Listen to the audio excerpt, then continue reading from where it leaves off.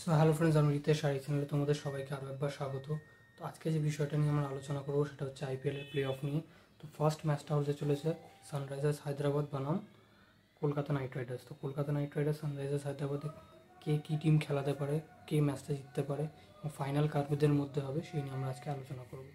চলো ভিডিও শুরু করা যাক। আবার প্রথমে যদি বলি কেকেআরের কথা, তাহলে কেকেআর 14টা ম্যাচে 19 পয়েন্ট নিয়ে নাম্বার 1 পজিশনে রয়েছে এবং হায়দ্রাবাদ রয়েছে 14 ম্যাচে 17 পয়েন্ট নিয়ে সেকেন্ড পজিশনে।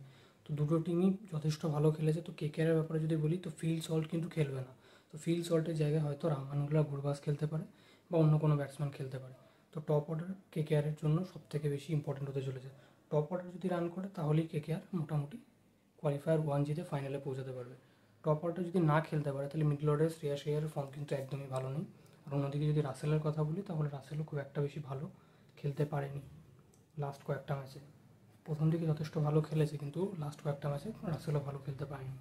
তো এই কিছু প্রবলেম রয়েছে কেকেআরের মধ্যে।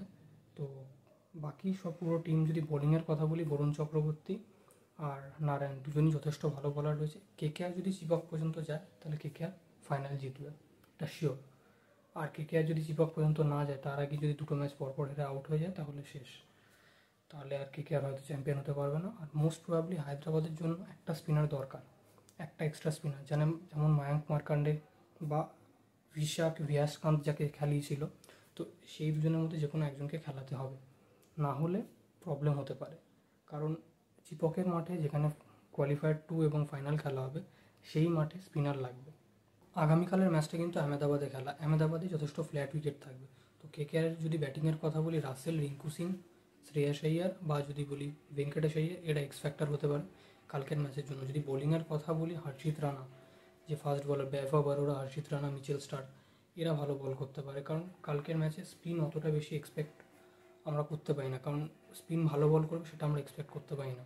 অন্যদিকে যদি বলি হায়দ্রাবাদের কথা, হায়দ্রাবাদে যথেষ্ট ভালো পেস বোলিং ডিপার্টমেন্ট রয়েছে। তো সব মিলিয়ে দুটো টিমই যথেষ্ট হাড্ডাহাড্ডি একটা টক্কর আমরা দেখতে পাবো দুটো টিমের মধ্যে। তো এরপরে যদি বলি হায়দ্রাবাদের ব্যাটিংয়ে রয়েছে ট্র্যাভিস হেড। তো ট্র্যাভিস হেডকে খুব তাড়াতাড়ি আউট করতে হবে। ট্র্যাভিস হেডকে আউট করার জন্য মিচেল স্টার্ককে প্রথম থেকেই ভালো বল করতে হবে। শুধু মিচেল স্টার্ক করলে হবে না, বৈভব অরোরা বা অন্যান্য বলারদেরও ভালো বল করতে হবে।